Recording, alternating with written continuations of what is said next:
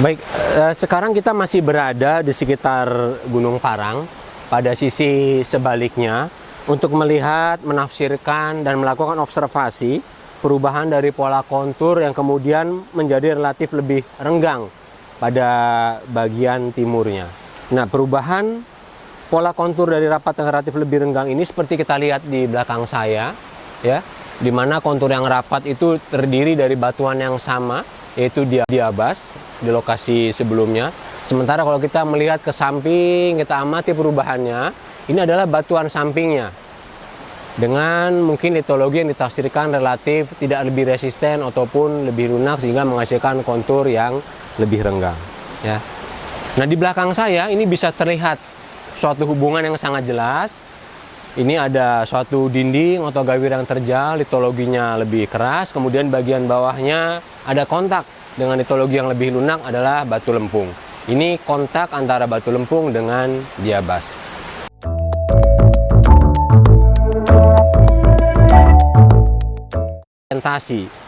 Orientasi di daerah tertutup seperti ini tidak bisa dilakukan dengan menggunakan metode 2 titik.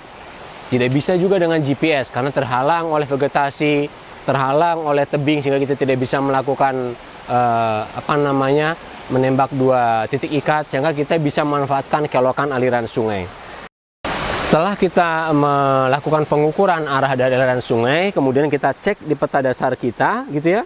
Arah aliran sungai tadi berubah dari 230 berubah menjadi 180 di bagian hilirnya, maka kita akan mendapatkan lokasi kurang lebih berada di posisi ini.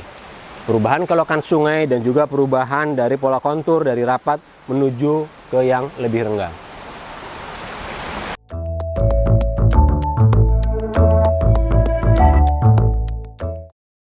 Ketika kita melakukan observasi, itu sangat disarankan sekali.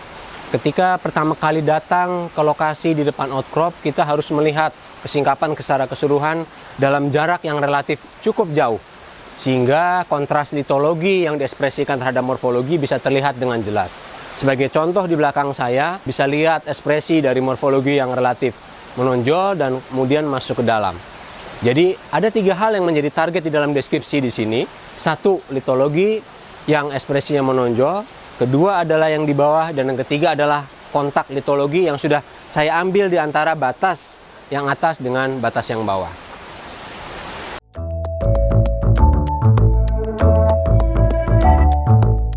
Dua litologi ini sekarang kita coba deskripsikan. Bagian atas yang menonjol ini adalah barang yang sama yang dikatakan sebagai diabas. Yang bawah adalah batu lempung. Hubungan kedua litologi ini hanya bisa ditentukan di lapangan, ya. Apakah batuan beku itu sebagai fragmen di dalam batu lempung? Apakah batuan beku itu menerobos batu lempung? Itu kuncinya adalah di kontak antara keduanya. Saya sudah ambilkan kotak litologi di antara kedua batuan tersebut.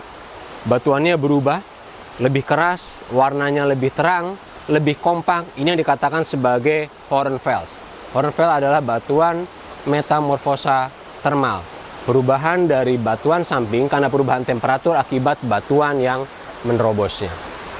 Sekarang kita lihat yang bagian bawahnya. Ini adalah batu lempung sudah saya ambilkan, berwarna gelap, getas, begitu ya, kompak, gitu ya. Itu seperti deskripsi hal batu lempung pada umumnya. Di dalam skala singkapan pun kita bisa lihat gradasi. Yang di bawah ada bagian yang bersisik, berlembar, begitu ya. Mendekati kontak itu berubah menjadi lebih masif dan lebih kompak. Dan kalau kita ambil, barangnya sebagian adalah Horenfels.